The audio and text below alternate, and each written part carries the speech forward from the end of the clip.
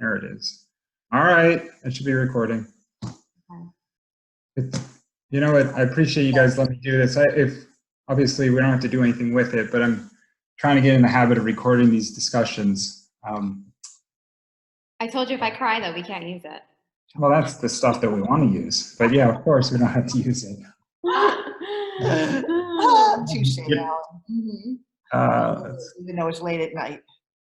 Okay, I'm going to bring up one last screen just to show you. Okay. Just so we know what we're talking about. We're going to get it on display here. 1 second. All right. So manage, invite, share, multiple participants share. There should be a function to share my screen. Let's see. Aha. Oh, okay. This is you. This is why you're here. Okay. Oh my gosh. Everything's all to on the one top. side. Why is that? Okay. It shows a specific intention here. Okay. Wow. All right. All right. So let's go back. I don't need to share the screen actively for the discussion. I can just have it videotape us. I'm going to put your chart actually on my other monitor, so I have it to my right here. So if I'm looking away from the camera, it's for no other reason. I'm just looking at your chart. Can we photograph it, Alan, so we can see it as well? Wait, George is Yeah, sure. Okay, let's see. Wait, didn't you send me it, Alan? Yeah, I can send it to you now if you want. Yeah, just do something and I'll bring it up on my phone. Okay.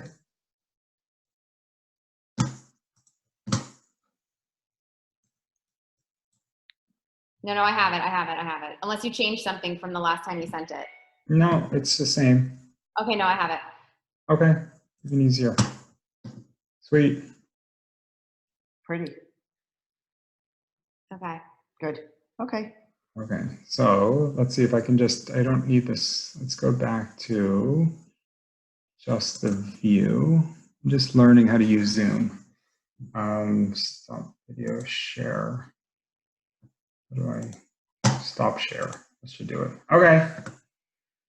All right. So I would tell you that right off the bat, there's a reason that the two of you are such good friends. You're wonderfully compatible.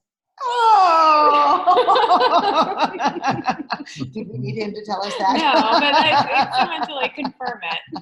That's so sweet, Alan.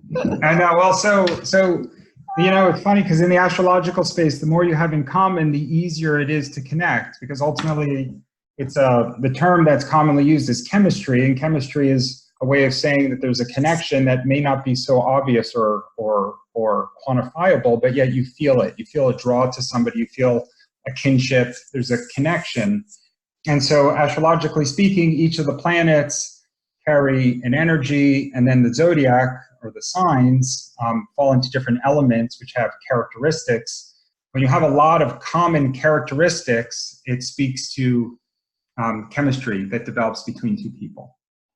And so Eva, like for example, your sun sign is right on the Scorpio Sagittarius cusp. So it's a blend of fire and water. You can see if you look at Michelle's chart, for example, her rising, which is her professional energy, sits in Sagittarius. So that's obviously familiar energy for you. How do you see that? Where's the Sag? Oh, I have to look at the sign down here. Yeah, it's so if you look on the bottom there, all the way in the lower left of that grid, you're going to see AC, which is the ascendant. Yeah. Mm-hmm. And that says 25 degrees Sagittarius.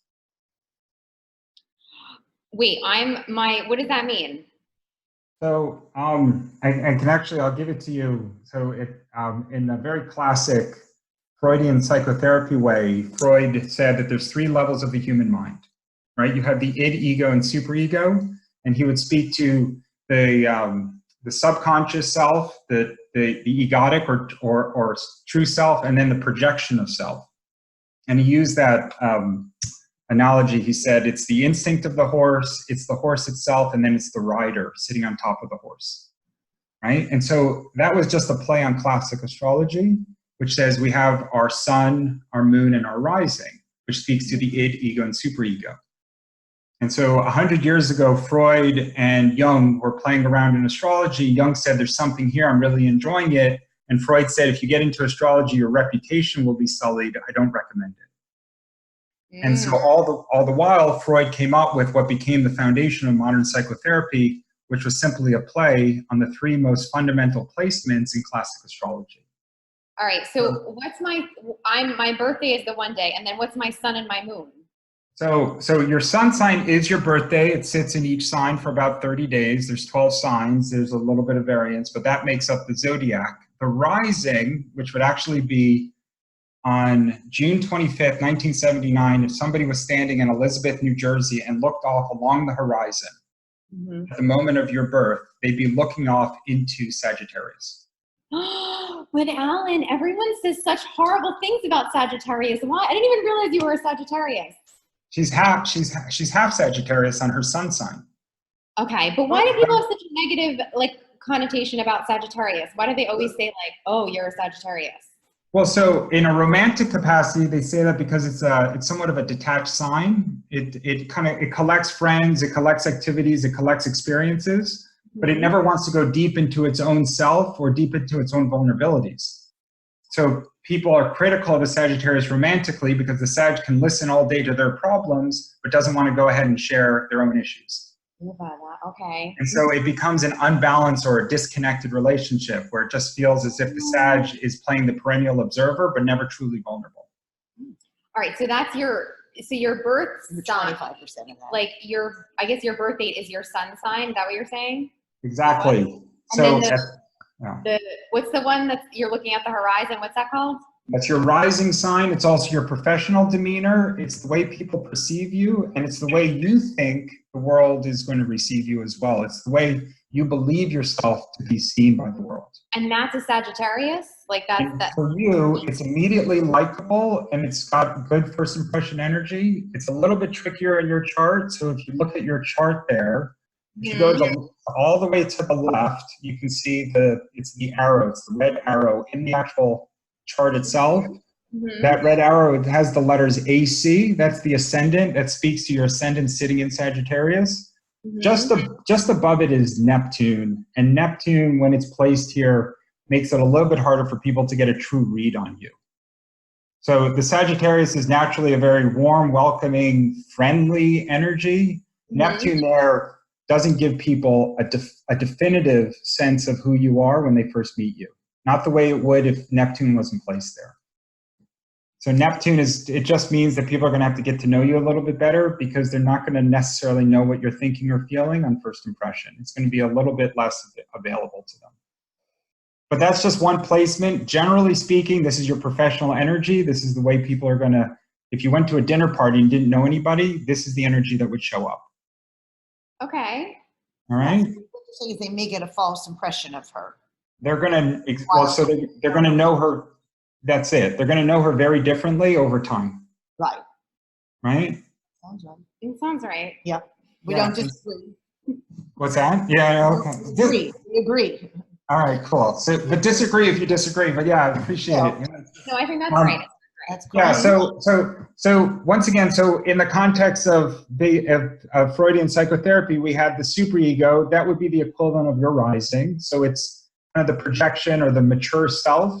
And then you have the identity, which is the ego, which in your case is sitting, if you go straight across the chart and you see, if you look in the middle, there's the numbering within the center of the chart there. If you go right across the chart to the number 7, which is the 7th house, you can see that in Cancer is your sun sign sitting at 3 degrees Cancer.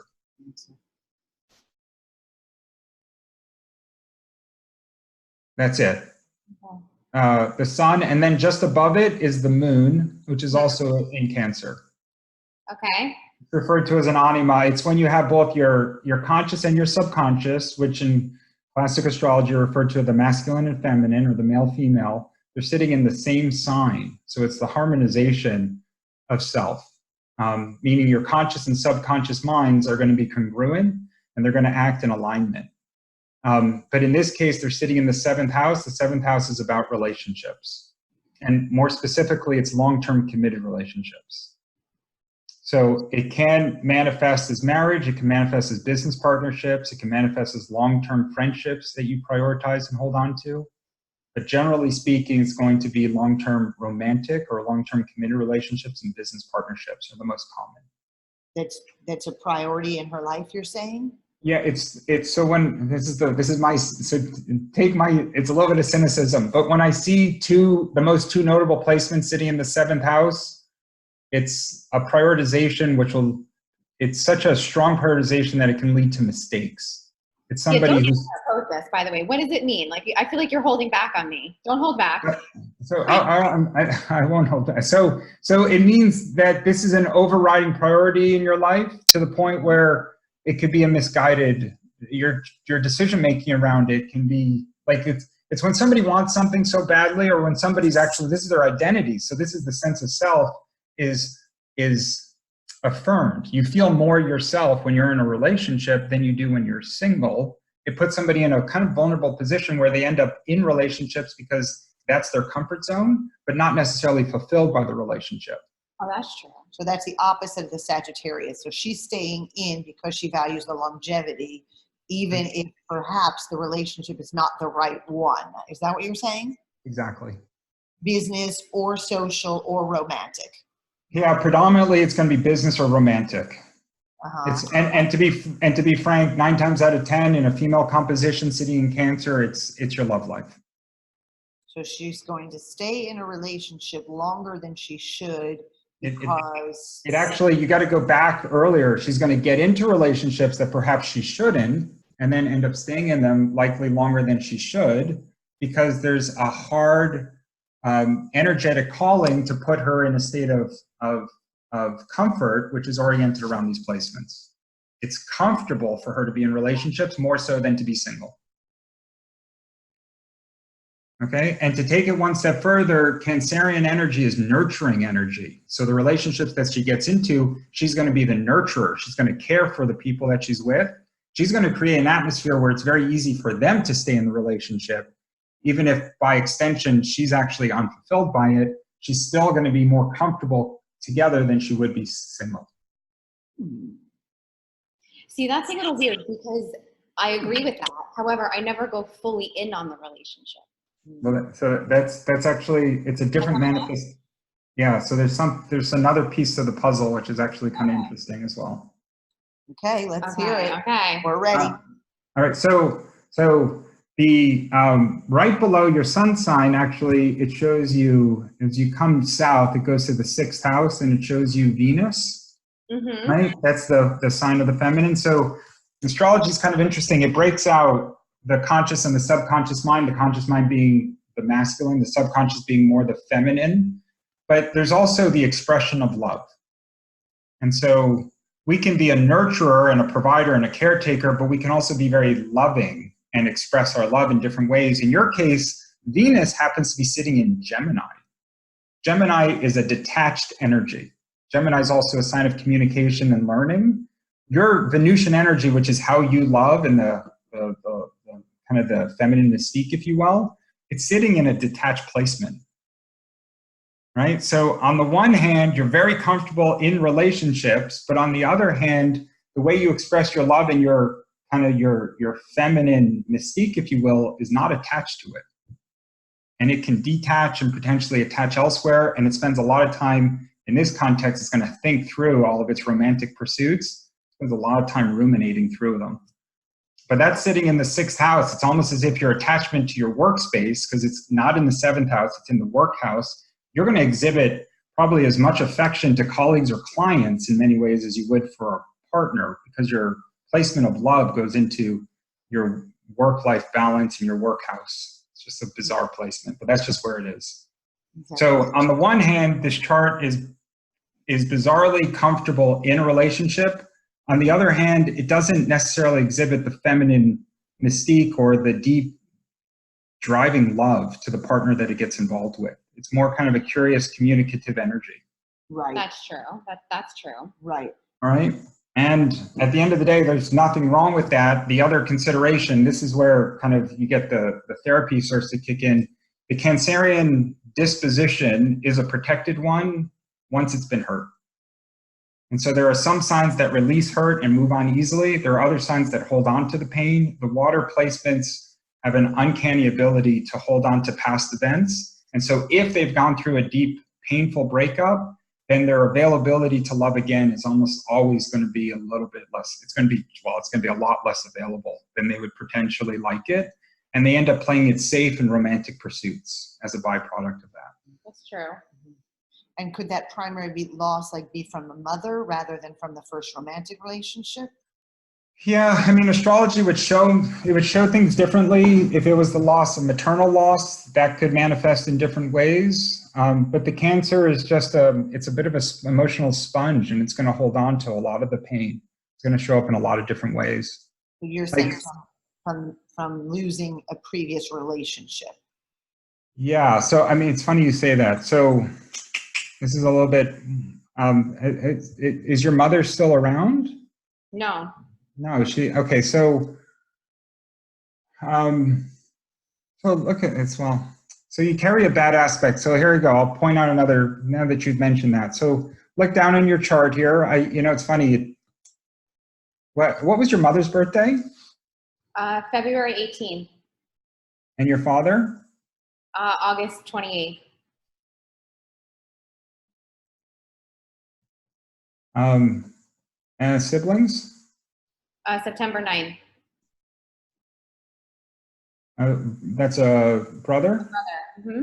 Yeah. When did your mother pass? Like what year? How many years? Yeah. How long ago? I was like 12 or 13, like a long time ago.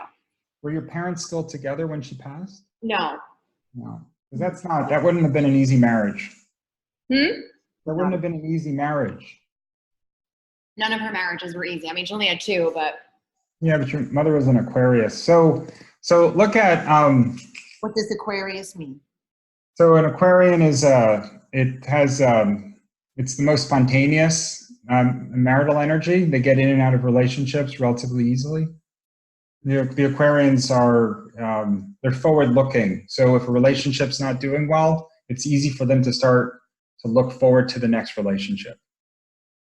The Aquarian energy, depending on how it's aspected, would suffer less than, say, a Cancer, because this Cancer is a backward-looking sign that spends a lot of time recycling a lot of the past pain, and will have to do a lot of work to come to terms with what they've experienced. The Aquarians are an air sign, which can more easily detach. It actually struggles to learn from past mistakes because they're usually very quick to move into the next one. It's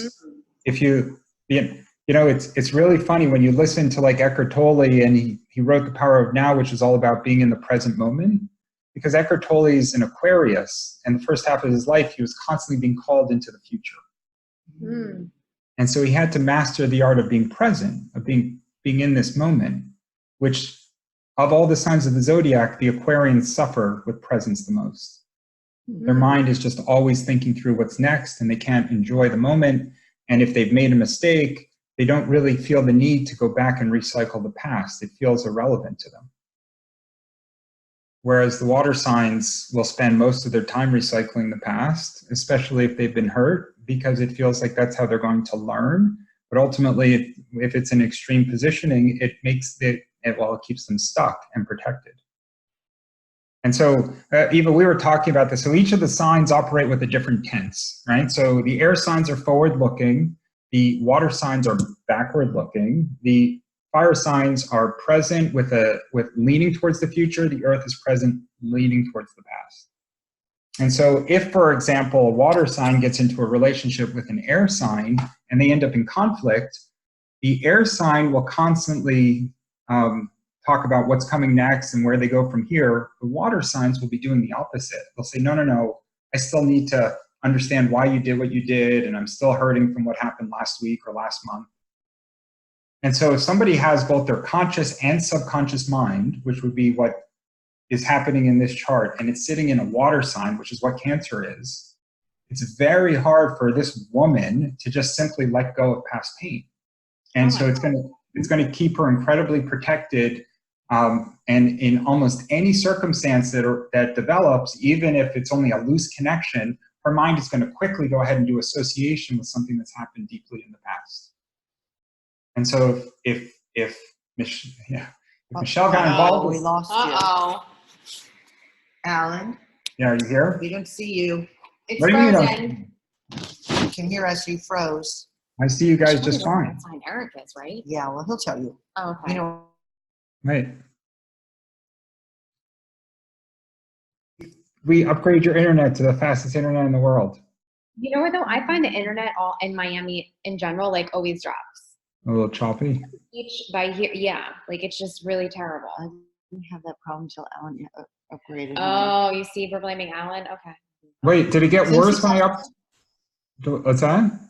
Yes, it got much worse when you upgraded it. Well, then let's figure out what's wrong, because you're supposed to have the best, most reliable speed in all of Southern Florida. Since it upgraded, I can't get on in a lot of spaces in the house. Strange. Yeah, I've had more problems. Maybe we should just replace the router. We can make a call. They'll just send you out a new router. Yeah, I'll test your speed too when Yeah, I'll just and then see. Yeah. we'll see. We saved you $5 a month on the, and your performance went up by like a factor of 5. Because you had like an old contract from like 3 years ago. Right.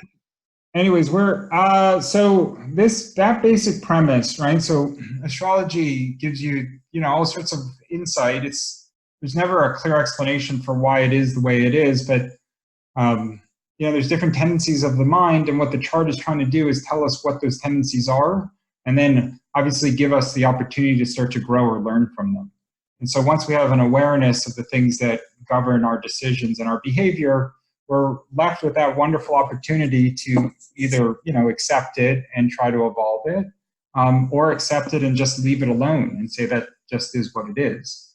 So in the context of both a sun and a moon sitting in the 7th house in Cancer, it speaks to somebody who's going to spend a lot of time thinking through the past, and it's going to be past relationships, past decisions. It's going to want to stay safe and protected. And in that vein, there's going to be an element of cautiousness that may preclude some of the more meaningful connections that they could otherwise get into. And so you have that understanding, you have that awareness, right? And you can see and start to extrapolate it and see how it starts to manifest in your life. If the desire is to stay safe at all costs, then you recognize that some of your relationships may be unfulfilling, but it's a logical or conscious trade-off, which is, I'm going to stay safe, and then in turn, I need to accept that some of the decisions are going to lead to less fulfillment than perhaps I'm hoping for. Or you go the flip side, which is, I'm willing to be vulnerable and otherwise put myself in a position that may lead to hurt or some type of pain, because I know that the rewards, the benefits, is really in line with the life that I want to live. And so even if I end up being a little disappointed with the outcomes, it's better to have loved than to have lost, or it's better to have taken these chances than to live so protected that ultimately I never endeavor anything that makes me feel vulnerable. Mm-hmm. That makes sense? I agree with that.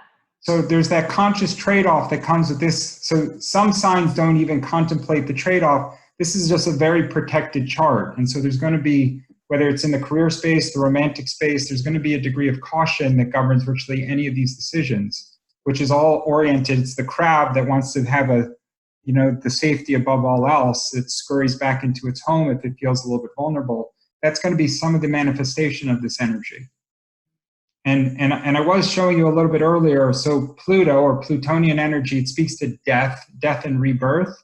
If Pluto, which is just one more placement within the solar system, if it's not often, but if it carries a bad aspect, which is usually a square to the sun or the moon, then it speaks to the loss of a parent.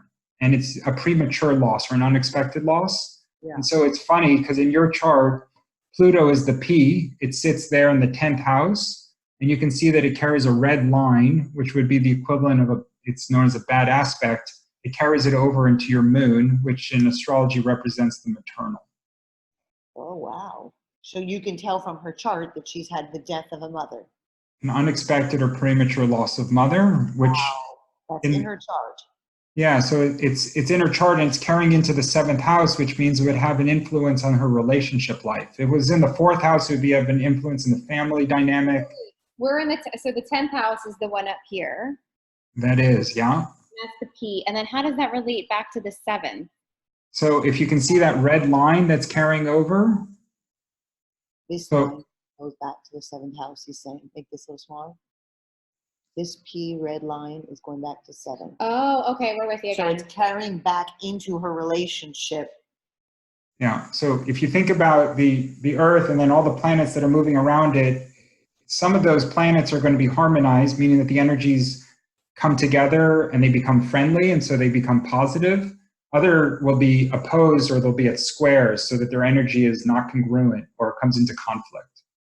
And so if the planet of death comes into conflict with the planet of the maternal, then it speaks to somebody who ends up losing, well, the maternal ends up losing the mother. It could be, if you're raised by your grandmother, it could be the loss of a grandmother, but it's usually the loss of mother. And then if it obviously was badly aspected to the sun sign, it would speak to the loss of a father. It does also, to be more specific, it's not just the loss, but it's that the child felt the loss, is the child was acutely affected by the loss, or that there was an emotional implication. There are sometimes you lose a parent that you didn't know or weren't close to, and so it doesn't end up showing. This is all energy-based, so it says what energetically influenced the individual. So you're saying that when Michelle was born, this was already in her chart. It was, and actually you go back one step further. So astrology speaks of multiple incarnations. This is saying that Michelle chose a life that would have a mother pass early. And Why Michelle would- and her, what's that? Why would someone choose that? So we have to take ourselves out of a human construct. In the spiritual aspect, the growth that we seek in life comes through adversity, challenge, or loss. And so the way that, so I know it's a reframing of life's experiences, but instead of thinking of a loss as something terrible and painful, we think of it as opportunities to grow and to become a stronger or better version of ourselves. I would have picked that. That sounds like me. Yeah, Maybe and so, jump ahead a few levels if you go the hard way. Maybe that, you know what I mean? Maybe there's like levels. so if this incarnation, I mean, that's what the chart is telling us is why you're here, specifically what you're hoping to learn and grow through. Mm-hmm. And so in your chart, there's a lot of, there's growth through, you have Jupiter sitting in the 8th house, which deals with loss in general, but it also deals with all the unseen parts of the human experience and the unexpected. And then because your sun, your moon are in the 7th house, a big part of your identity is tied to your marriages or relationships. And then with this aspect, it's going to speak to the loss of your mother. Those are all different examples of growth that are preset for you in this incarnation.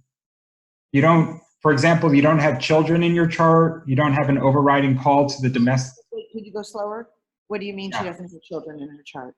So the growth that would come from the rearing of children, for example, or what her soul was called to in this life, Right. it shows a wound related to children. It shows a wound in that space. It could be, I don't know, maybe a miscarriage or potentially a loss of a child, but it's usually, it could just be that children didn't manifest and there's a sense of an emptiness from it, but it doesn't show the rearing of children.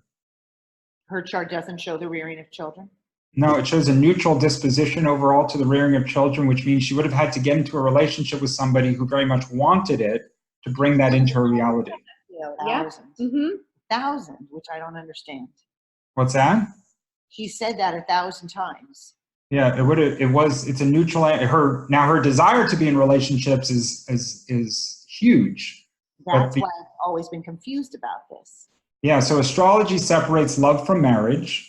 It separates the desire to be married from the desire to have children. It separates the desire to raise children from the desire to be in a traditional family unit. Those are all separate energies in the astrological space, which is why the belief that we'll find somebody that we're wonderfully attracted to, fall madly in love with them, have it lead to marriage, have it lead to parenthood, and have it work out as a healthy family unit is impossible. From an astrological space, it just doesn't happen. From a Hollywood space, it happens every day. What's that? It's like rolling a 6, 7 times or something. It's a million to one. Because Michelle's chart would have to have it, and her partner's chart would have to have it, and they'd have to have the perfect overlay to bring it together. It doesn't happen. What you end up seeing is they're great as a couple, but they're shitty as parents, or they're great as parents, but they lose the intimacy, or they're amazingly called to each other in the physical space, but they can't sustain it long term. It shows all sorts of different tendencies in the chart, and what Michelle's chart is amazing at is getting into long-term committed relationships and sacrificing herself to make them work. Yeah, but you know what's funny is that, like, I don't even really like these people. I'm like, I mean, I do. I just like generalized, but like, Why is Alan smiling? like It's okay, let her. Answer that question? I don't know. Can you answer that? Like, I mean, I like them and I love them in a sense, but like, You don't have to like them. You like being in the relationship more than you necessarily like the person you're in the relationship with. Like, it would be great. So some people won't tolerate a shitty relationship because the relationship's not that important to them.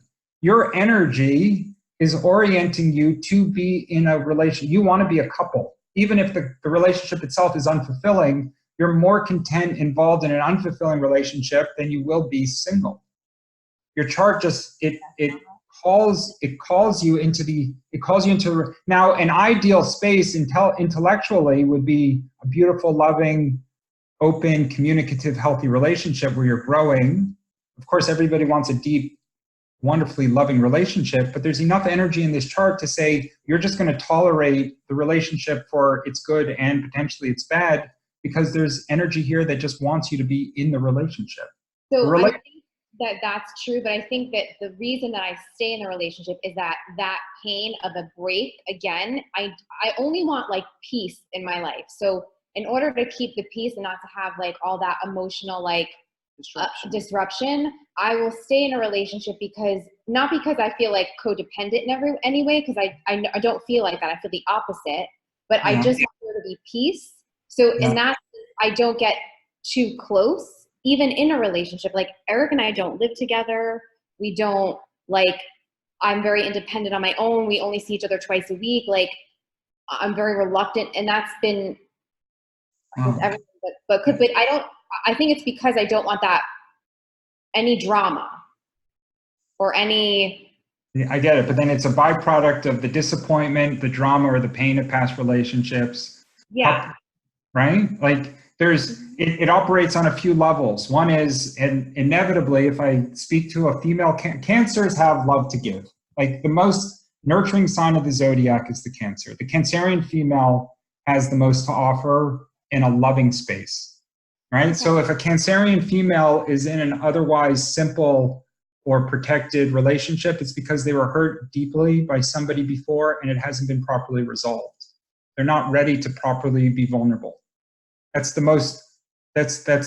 million times over. That's what the literature is going to say if the Cancer is settling for an otherwise forgettable relationship. And I say forgettable, like an otherwise not deeply fulfilling relationship. And is this romantic break in this life or a past life? So generally it could be either, but I like to keep it in this life because I don't have access to the past life. Okay. I mean, you can do past reading ones that might have explained some symptoms in this life. What's that? No, you know, when I went to this woman, like a reader in New Orleans who, you know, told me that my past life was the most recent, and it was during a war and like a bunch of other things, and that I was madly in love, but my husband was in the war and died in a plane, which then she like circled back around to be like, this is why you're afraid of flying. Then I became a nun, she said afterwards. I was so heartbroken that can you picture me as a nun? I became a nun, but yeah, so I just was wondering if it could be that. Because I don't really feel like in this life I've been like, I mean, your mother. Yeah, except for my mom, mother. But like, and your dad. Mm-hmm. He's disappointed. Yeah, but I'm used to that. Well, did you hear that, Ellen? Yeah, the family is not hugely instrumental in her life. Like the family was it was kind of a foundational starting point, but this chart shows somebody who has more of an adventurous kind of energy, and then ultimately, you know, you're a water sign, so there's going to be a desire to be close to family, but this chart had the capacity to succeed without it. It just does. The family unit in the traditional sense, you know, it's unfortunate, but it shows a neutral disposition towards family matters. It actually shows a neutral disposition towards financial matters. It seeks financial security and stability, not necessarily the materialism or all the shiny objects. It's like, I just, all that traditional energy. And to be frank, as far as the karmic qualities go, have you had any visionary dreams? Have you had any insight that's come through your subconscious in your sleep? I dream a lot, but I don't like think too much about it. What do you mean? So the chart shows that your chart, it's funny because it shows a disciplined religious belief structure, like a rigid, maybe not dogmatic, but a rigid, a spiritual belief structure. But it shows the best chance of growth in this life is the broadening of your spiritual growth, your spiritual perspective. But it also shows, and by extension, the ability, if you become more open with your spiritual beliefs, that you can channel messages or explanations, typically through your subconscious energy, which is almost always going to manifest either in a deep meditative space or in your sleep. It has the ability to start, you can start to seek, you can start to receive answers, whether from past life or in this incarnation, coming through in a more dreamlike state. It's it's a delusional, it's a fun placement. You'll have to sift through some of it, but it only comes when you're properly in a state of greater consciousness, which is kind of the expansion of awareness and the possibility that there's more than to this life than what meets the eye. Cool. Yeah. So that's an area for growth. It's a great area for growth. Her north node, which is her greatest growth potential, is sitting in the 9th house, which is calling you into all sorts of spiritual practices. It's long distance travel and indulgence in foreign cultures for the purpose of growth, but it also has a call to yoga, to meditation, to prayer, all those types of spiritual activities which are non-measurable in their orientation would start to bring you into a more stable and more complete sense of self. And actually, if you broaden your consciousness, a lot of those other answers, and I imagine, my guess is that some of the vulnerability that still calls to you from the past would start to disappear. It would start to dissolve. And the relationship might not seem as important. The relationships will always remain important, but the protectiveness by which it governs her decisions of who to be with would start to fall away. Fascinating. Yeah, so it would speak to somebody who can actually connect in a more meaningful capacity and be more comfortable with the vulnerability that comes with it, by virtue of having the perspective and the courage to endeavor something more meaningful. Interesting. Yeah, that's kind of the growth of this chart. This is somebody who's been called to start to seek kind of greater awareness so that they can transcend some of the limitations that they were raised with or grew to believe by the collected consciousness around them. That's so interesting. Yeah, it's your north node sitting perfectly conjunct with Saturn in the 9th house. So what was were you raised Catholic? Mm-hmm. Yeah, so there was like this it's like the Catholics have like some monopoly on the rules or something, but it's like this religious doctrine that was infused within you at a very early age that it was almost like sinful to vary or deviate from any of that doctrine. But and it's very easy, obviously, if you're in the Catholic community, to stick to it because you have this belief of sin and the punishment or reprisals that come when you're in that state. But this chart is calling you to open your mind and to broaden some of those horizons because the greatest growth, it wants you to do it with detail, it wants you to be meticulous. It doesn't want you to be reckless about it. It wants you to be very pragmatic. But it's calling you into that space for greater growth and awakening. It's actually what your soul wants most for this incarnation. Everything else are just going to be kind of details that will help facilitate hopefully that choice, that evolution. That spiritual growth. You're saying her chart shows you that the most important task of this lifetime is to develop spiritually. On the spiritual plane, its best ability to evolve just happens to be through spiritual practices. Sometimes the spiritual growth wants to evolve through family, wants to evolve through relationships, wants to evolve through career. This is long distance travel, understanding and acceptance of foreign cultures, higher learning, and otherwise spiritual pursuits. That's all ninth house activity. Fascinating. And you're saying she could survive with less material emphasis. So there's a call to achievement, and there's actually a call to work. It's a work-oriented chart. She needs to have some purpose, if you will. But the motivation is not financial in the traditional sense. It's not so she can buy a bigger home and a faster car or whatever it is. It's more for the security that comes with the financial. 100%. The freedom that comes with that. Yeah. That's The ability to do foreign travel then. Yeah, the travel piece is a growth area for her. Right. The travel, the exploration, and it's not going to the beach in some faraway land. It's actually connecting intimately with the locals in their space. It's understanding the motivation behind how other people live. It's taking in all the particulars of their environment. It's with intent. It's, there's a precision to its approach here. But yeah, it's sitting in Virgo there in the ninth house. It's a nice placement. And actually there's a ton of energy that's been running through it recently. You have, right now, your transits have been calling you into questioning more of who you are and where you're going in this life. There's been a lot of, I know that's been part of your reality, but this is it's been with you for the last couple of years. It's been intensifying, and it's going to stay with you for quite some time. You're going to be asking a lot of questions about who you are and what it is that's important to you. It's just it's a natural time for you right now to be asking those questions. And the easiest way for you to start finding some of those answers is going to be through those spiritual practices or travel. Both of them will offer you greater clarity on the person that you want to be as you enter into the second half. Nice. Yeah, that's this chart. Okay, so go ahead. Well, we wanted to take a quick look at her boyfriend's chart. Well, I think I want to know, am I supposed to stay in these relationships that I do forever? Does it show a break in that? What's happening there? Look at him specifically first. Whoever. Well, I did he give you permission to look at the chart? What? Yeah, your boyfriend, he's okay with us looking at his chart, right? Yeah, why? I mean, how would he? Yeah, of course. I'm just saying. Sometimes I get a lot of people who are like, it's a karmic. I always ask to make sure that the subject is open to.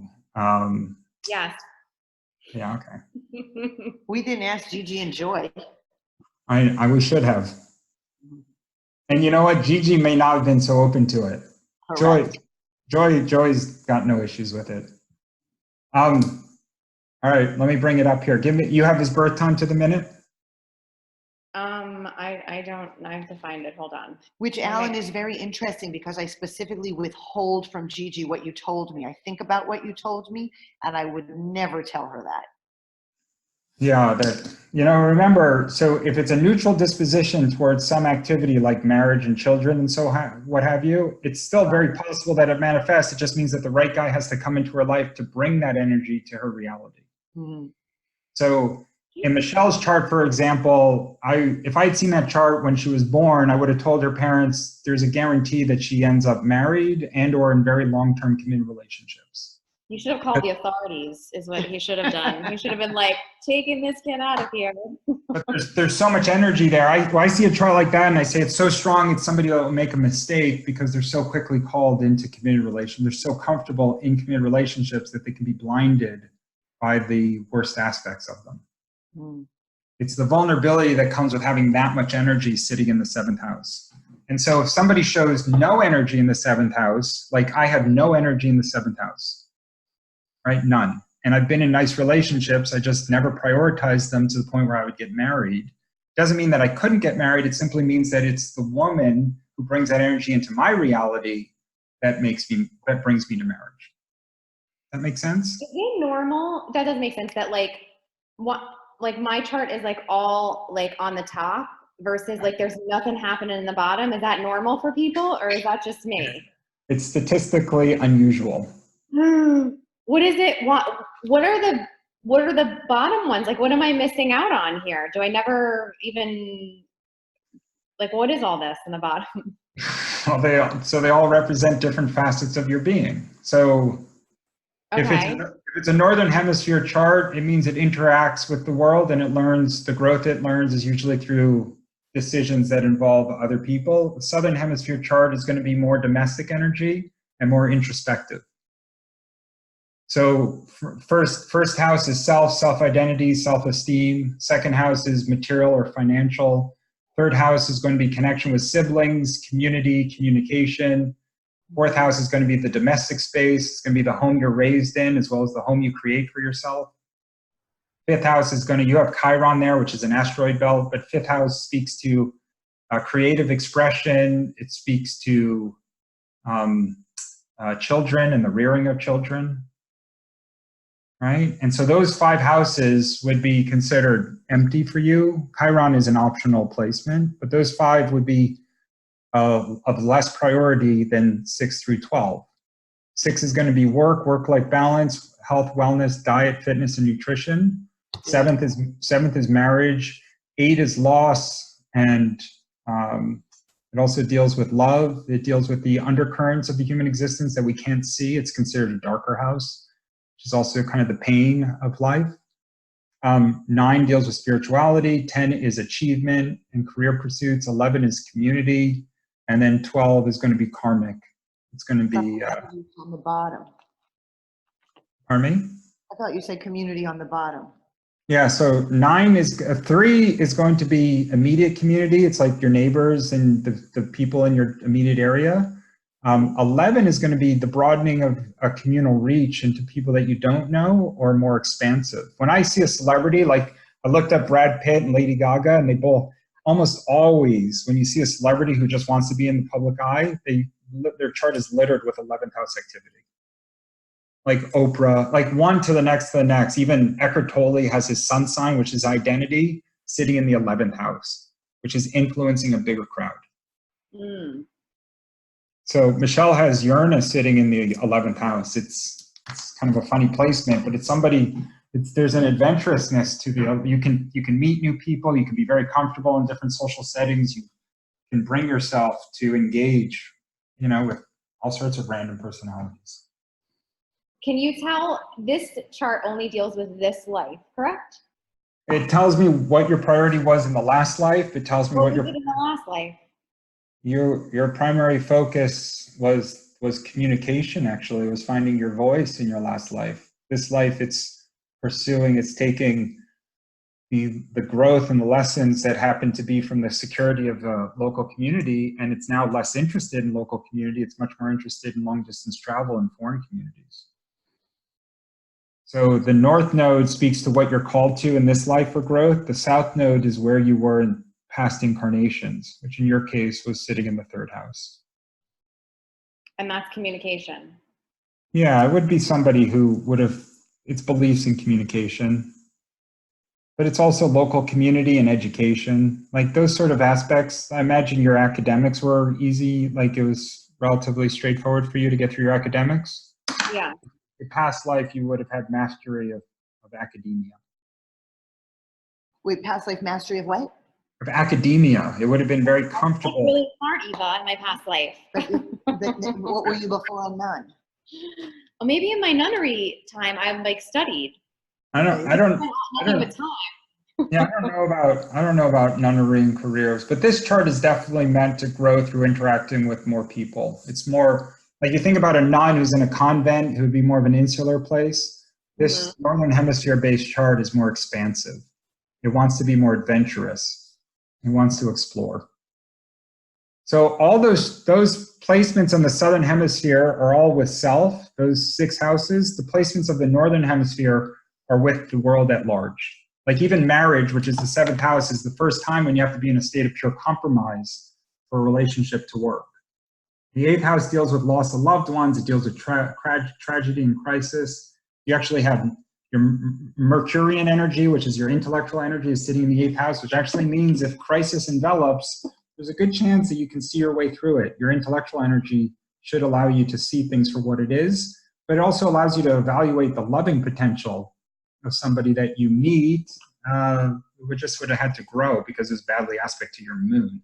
which means if you're emotionally attached to them, then you get blinded and your intellectual energy gets shut down. Kind of funny. So you have good assessment of people as long as you're not emotionally attached to them.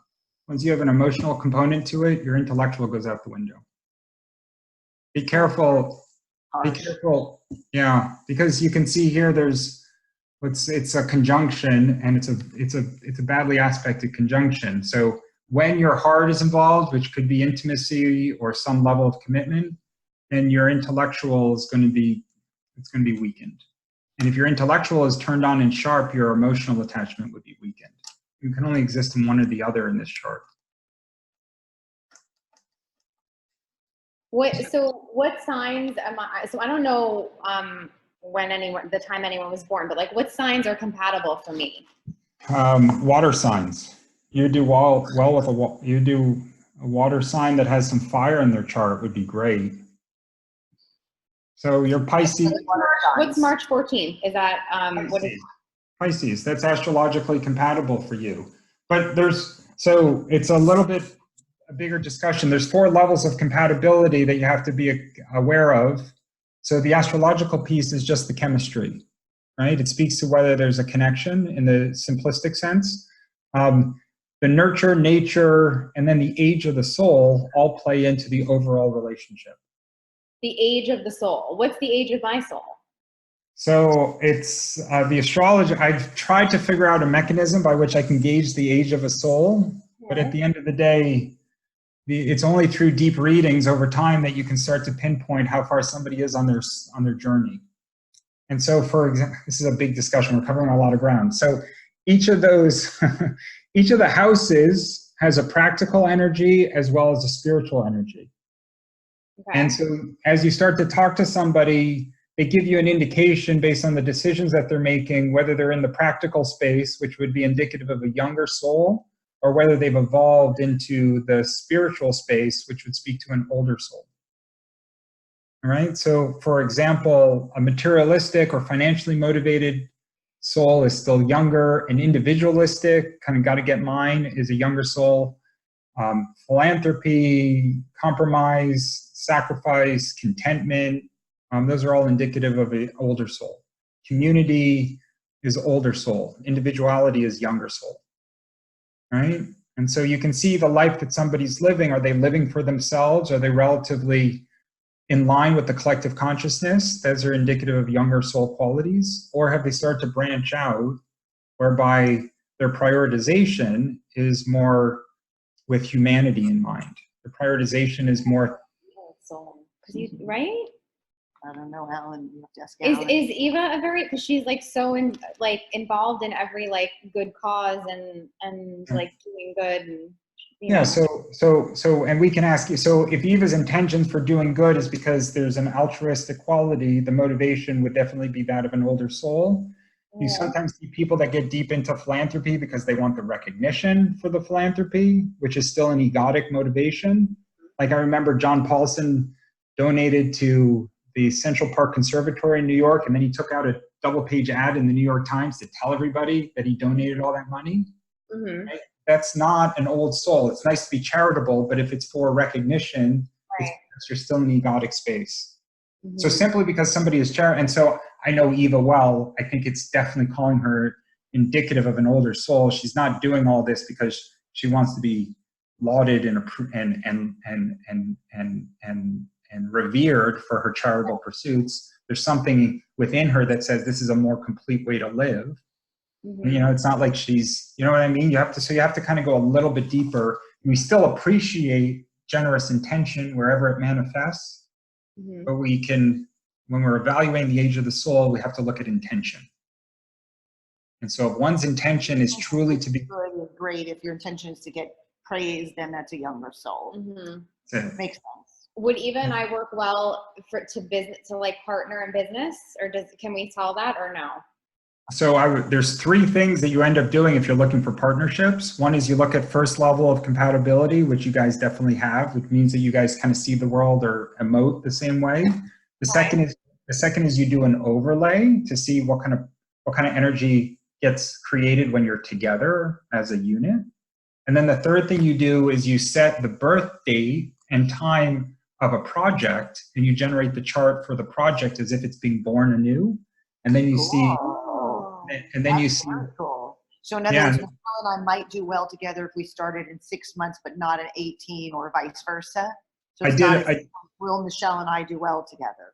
It's on multiple. I did a reading for a woman who was, her boyfriend needed papers and they were going to rush their engagement so he could get to New York. And she said, when's a good time to get married?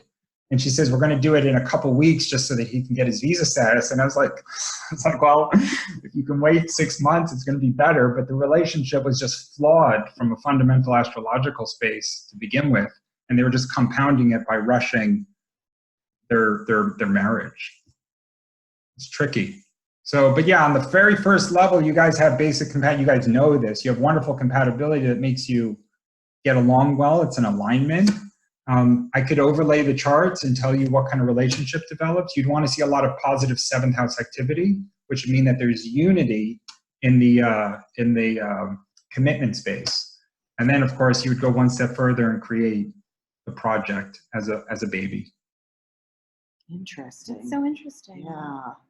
The one that we would have difficulty with is Joy, because Joy's so difficult to work with. Joy's in Aquarius. It's what I was saying earlier. Like when you're dealing with the Aquarius, Aquarians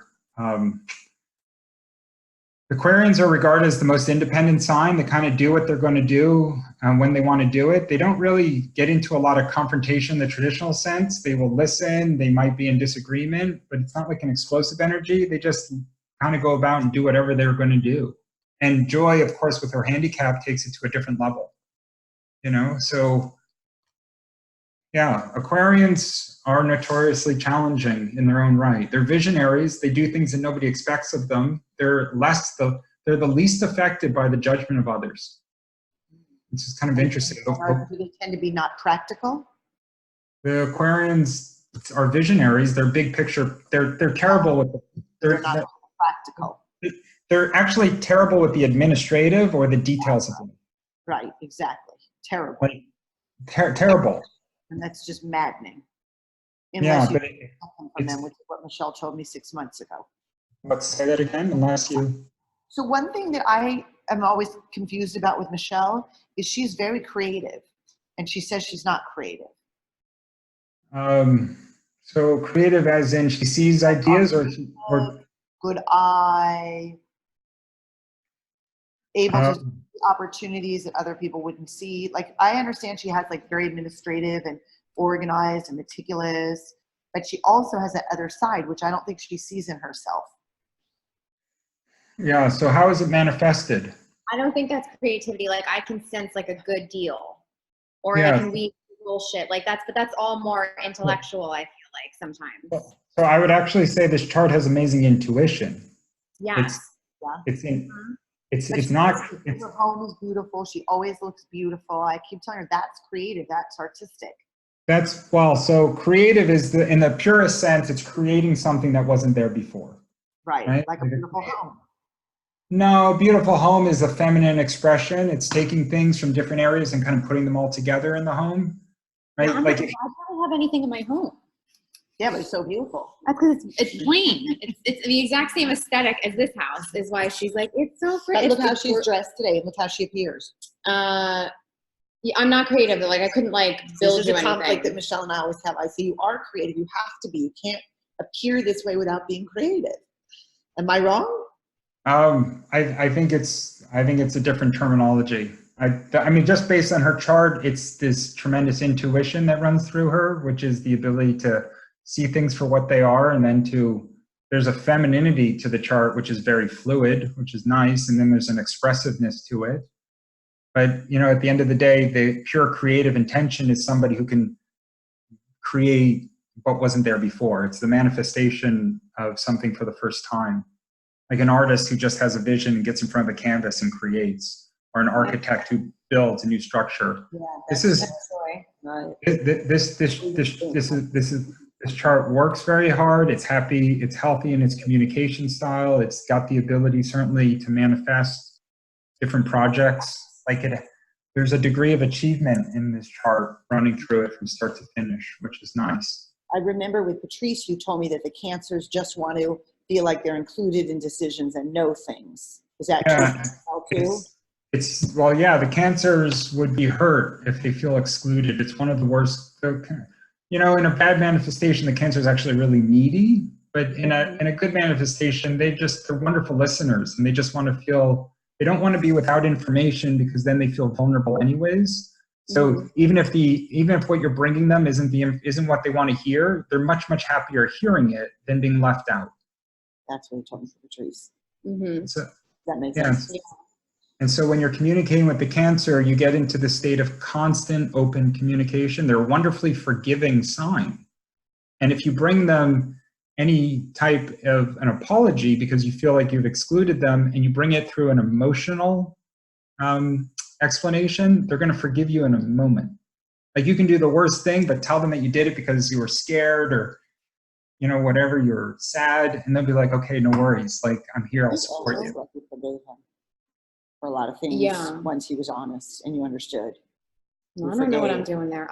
When do I break these horrible things, like the work stuff, like, and the relationship stuff? It doesn't say. So what's right now the energy is actually trying to figure out you. It's trying to figure out who you are and how you want to be in this world. The energy right now is not calling you out of your marriage, and it's not changing your career commitments. It's not?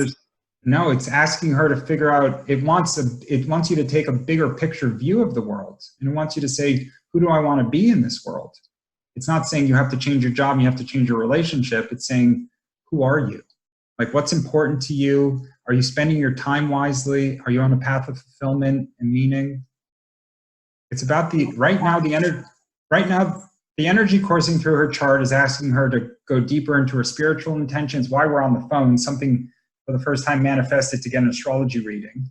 So there's intention there around spiritual pursuits, and then more broadly, there's a call to start asking. There's a bad aspect to her relationship. She probably feels more stuck in her relationship space than usual. Now that I look at it, there's an opposition to her. Hold on a second. Shitty. But there's relationships, like you're going to have to be really vulnerable to connect deeply with somebody who's worthy of you. Saturn, 14 degrees, Cancer, 6 degrees. Yeah, there's an opposition right now on a few different placements that are going to cause some disruption in the romantic space, but only insofar as you're going to feel more acutely that you're unfulfilled in your relationships. It's going to create a little bit more volatility. But not necessarily that she needs to get out of the relationship more. She needs to maybe change herself in the relationship. The primary question is who does she want to be in this world? That's more coursing through the chart right now. The relationship in this context, there will always be she's a relationship girl. Like, she can always be in a relationship. So it's just a matter of whether she's the best version of herself to get into the best possible relationship.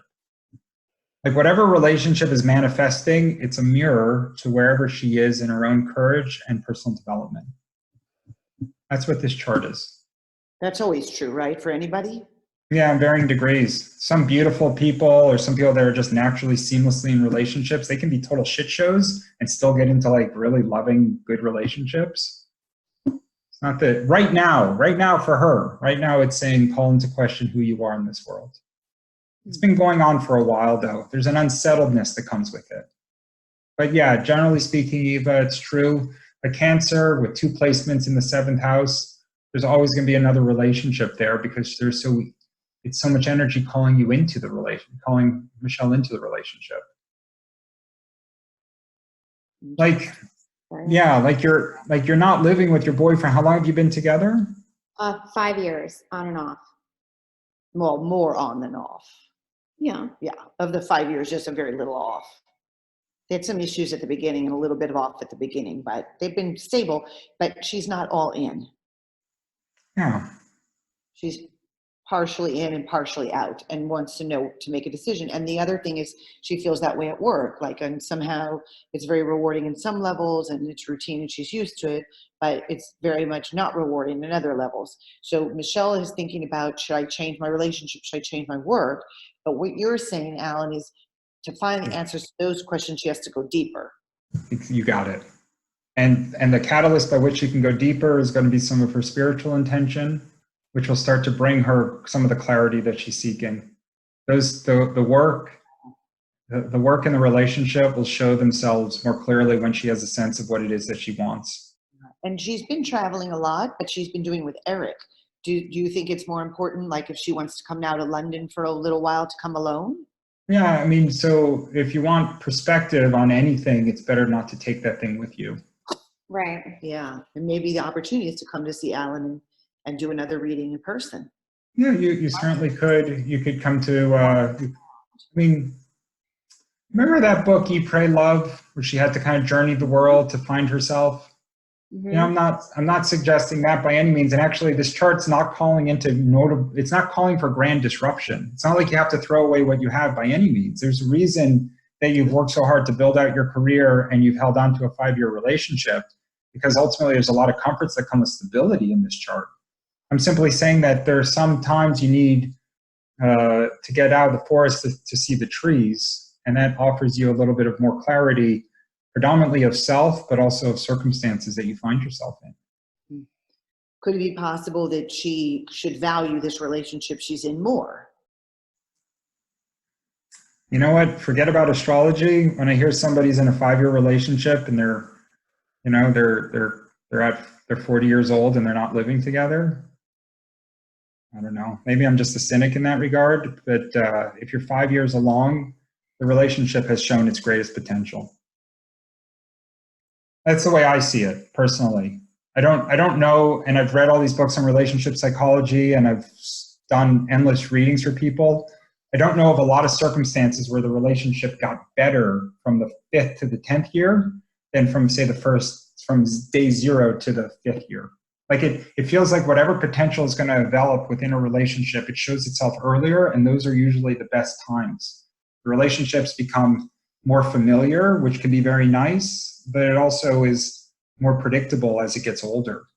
And so whatever is manifested between the two of them in the first 5 years, that's predominantly the type of relationship that will ever be. The evolution of it, usually it takes more work to hold together a relationship as the years go by. So, I mean, patients that are coming into my office, that's not necessarily the pattern. Things can get much better, between year 5 and year 10, as you really get to know one another and you really sort of understand, what are your issues and what are their issues, and alter your expectations. Yeah, and I'm, like I said, I don't want to be too cynical about it. So it can certainly go the other way. What's that? And also I think there's a lot of value in something that's been able to last 5 years, especially in our current times where things don't last. But my guess is that those couples that you're talking about, they either got married, they were living together, they spent the time to actually work on it, like in a very, they're seeing each other every day. The couples that kept each other at arm's length, that never moved in together, that were on and off, that got to year 5. And I've seen it before. They're like, should we have a child? Should we make a deeper commitment to it?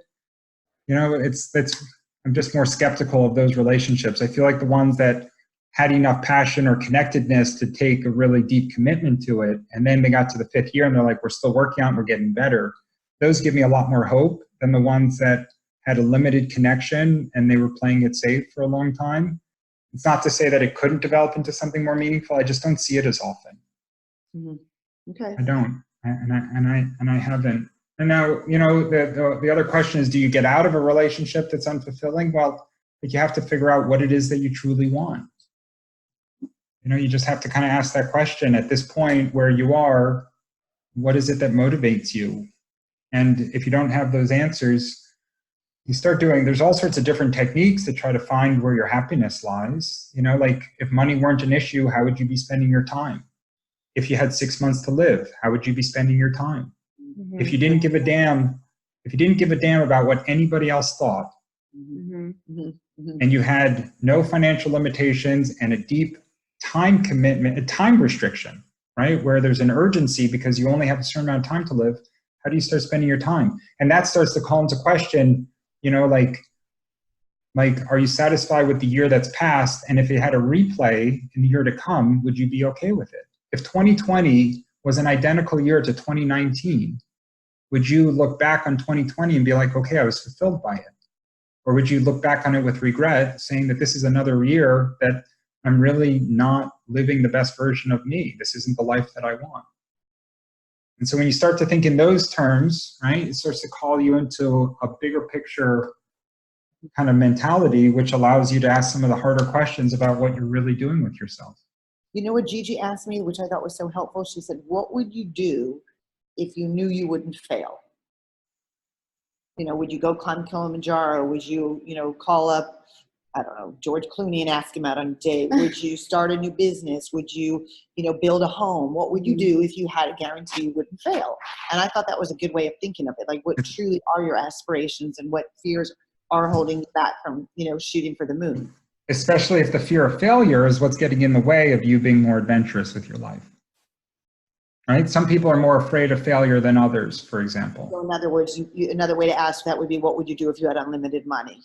Well, that's exactly it, right? So you can ask somebody, what's your greatest fear? And they can say the judgment of others, losing money, you know, being alone, dying of some tragic illness, whatever it is. Be like, okay, well, if you took that off the table, right, what would you do? Right.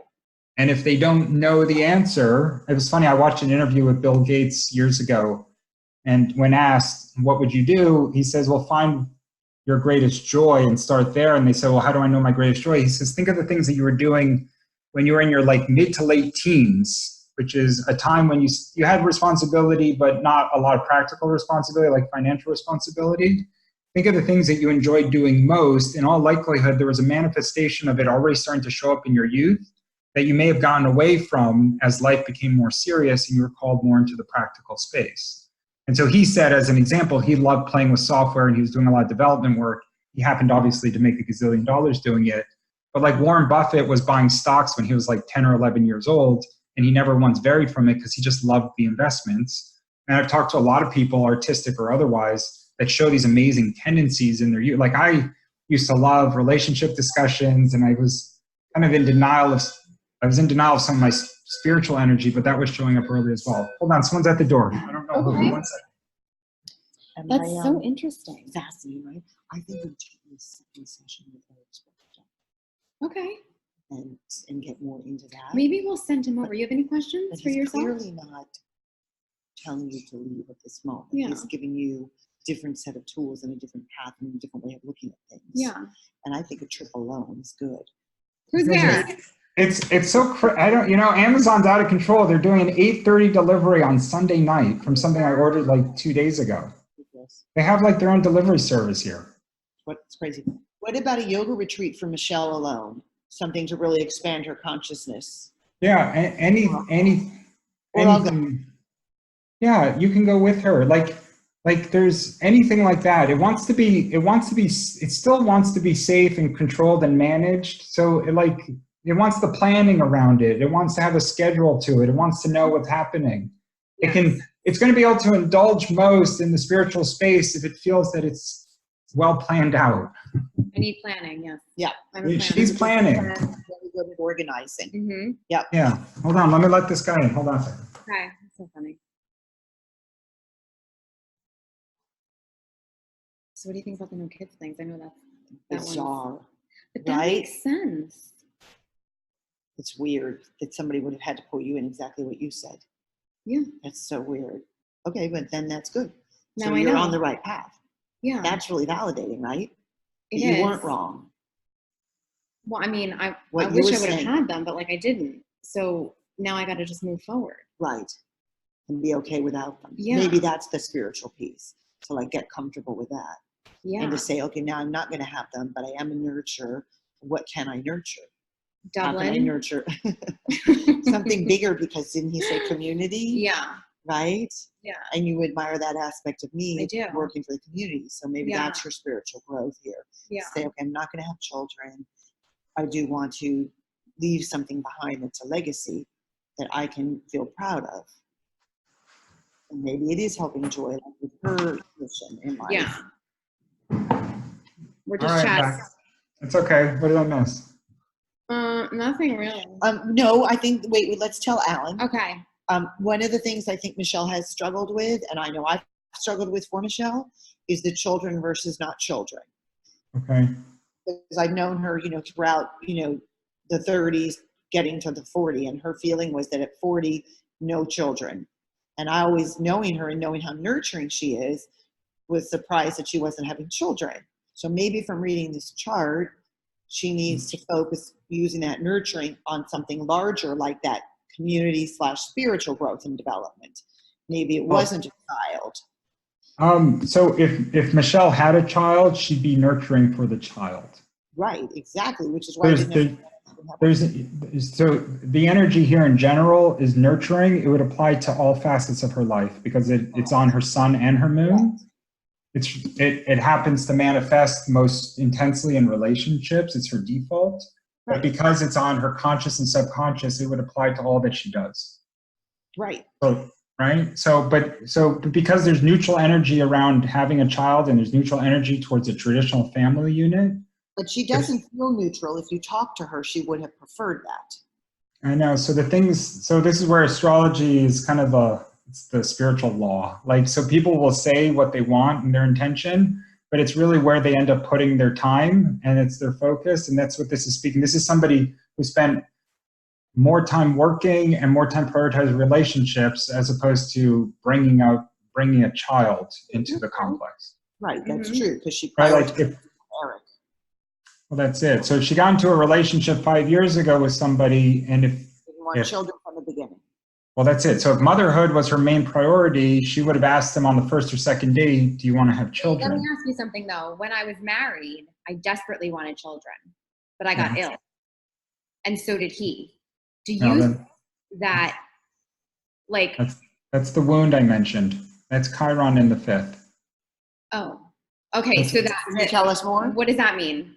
Chiron is, it's an open, it's kind of a trick. So Chiron, in Greek mythology, Chiron speaks to the wounded healer.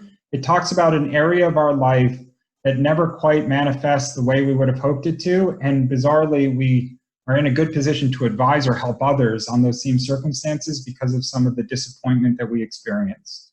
And so in your case, Chiron sitting in Taurus, which is kind of a stubborn, stuck energy, and it's in the 5th house, which is children.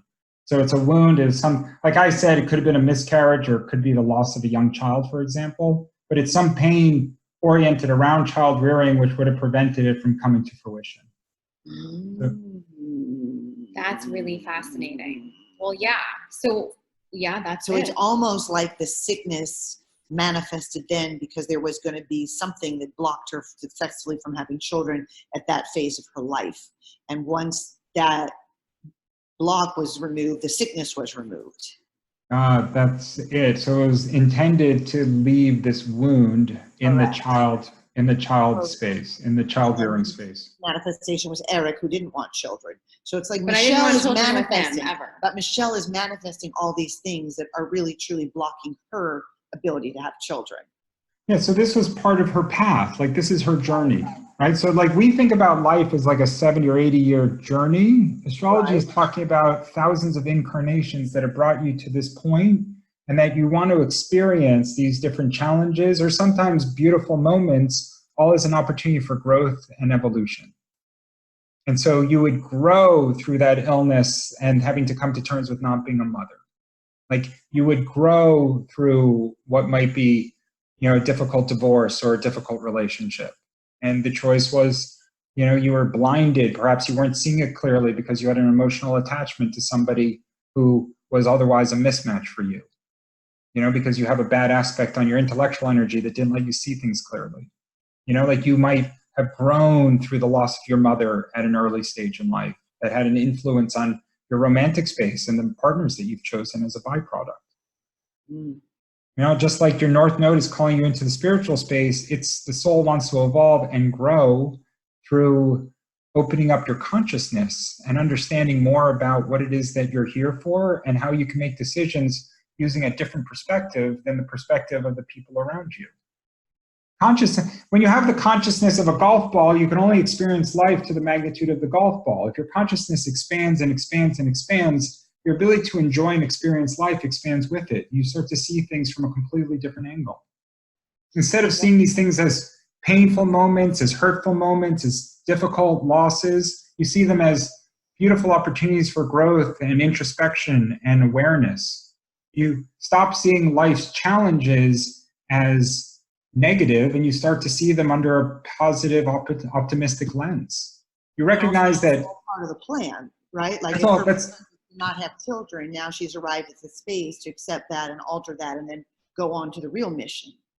well, that's it. There's always a wound in the child rearing space. You just become in acceptance of the wound. You come to terms that this incarnation isn't to be a mother. Or, and it's not actually saying that's not to be a mother. It's simply to say that there would be a wound associated with efforts or decisions around motherhood at some point, but you're still the captain of your own ship. You can do whatever you want. If you decide to adopt a child tomorrow, there's nothing preventing you from doing that. If you accidentally got pregnant and had the child, then that's fine too. It's simply saying that at some point in your incarnation, the chart wanted to experience a wound in the 5th house. Mm-hmm. And so the 5th house is creative expression and generally it's child rearing. Right. Yeah. Right. That's so interesting. That is interesting. That's very cool. Right. Like, very interesting. Yeah. Like I think this is tons to digest. I know you ladies ask me, usually I cut off, because we're close friends here, I usually cut off these calls at an hour only because it becomes too overwhelming. It's so fascinating. It's really been so on point, Al, but you're always on point. Oh, thanks, Eva. And I feel like there's so much more to discuss here. That Michelle and I will carry on, and then I think she needs to rebook with you.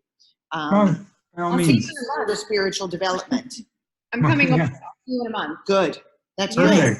I wonder if she'll come when Sue Ann comes. Yeah, by all means. You guys should all come. We can all hang out here. Yeah. Yeah. We appreciate the invite. I'm going to get dressed so that I'm not late for my first date.